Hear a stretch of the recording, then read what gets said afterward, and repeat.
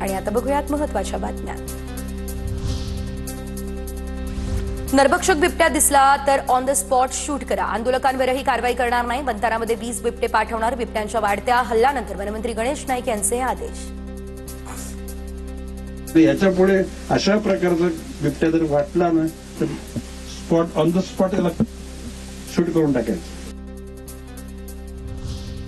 वनमंत्री नाईकांकडून शिरूरमध्ये बिबट्याच्या हल्ल्यात मृत्यू झालेल्या चिमुकल्याच्या कुटुंबियांची घेण्यात आली भेट। तर मी या खात्याचा मंत्री बदनाम होण्यासाठी झालोय का असं वाटायला लागलंय नाईकांचं हे वक्तव्य।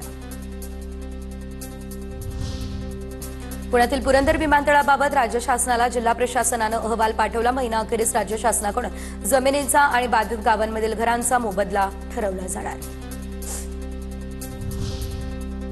एचएनडी बोर्डिंग बाहेर लावलेले बोर्ड गोखले बिल्डरने हटवले। जागेचा व्यवहार हा मागे घेतल्यानंतर बोर्ड काढण्यात आले। गोखले बिल्डरच्या कर्मचाऱ्यांनी बोर्डिंग बाहेरील बोर्डही काढले।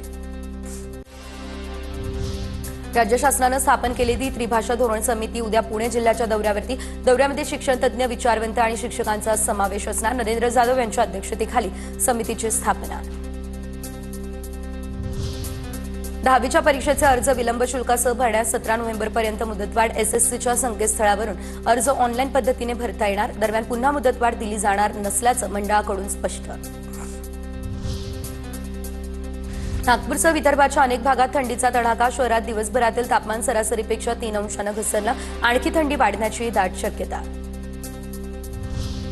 नाशिक, अहिल्यानगर, सांगली, सोलापूरसह विदर्भ आणि मराठवाड्यामध्ये 5 दिवस थंडीचा कडाका जाणवला।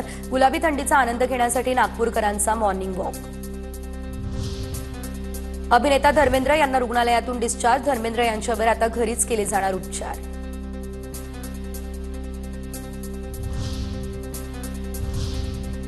आणि यानंतर आता पुढे पाहणार आहोत काही मोठ्या घडामोडी।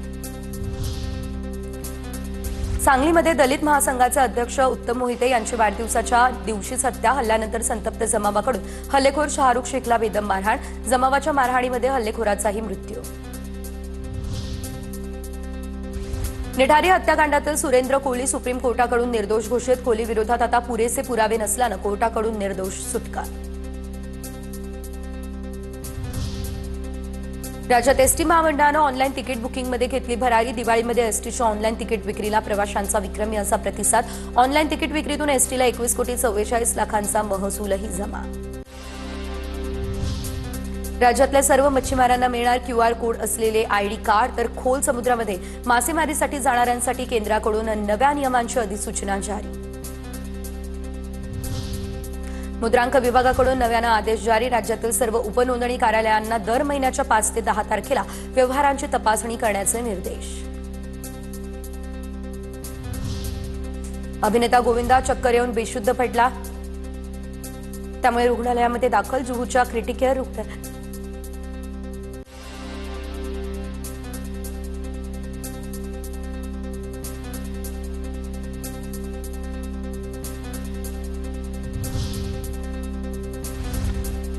रोहित आर्याच्या कथित बनावट चकमकीची सीबीआय चौकशीच्या मागणीची याचिका दाखल करून घेण्यास मुंबई हायकोर्टाचा नकार। तर गडकरी आणि भोसले यांनी ही मागणी फेटाळली। तर शोभा बुद्धिवंत यांनी अॅडव्होकेट नितीन सातपुते यांच्याद्वारे दाखल केली होती याचिका।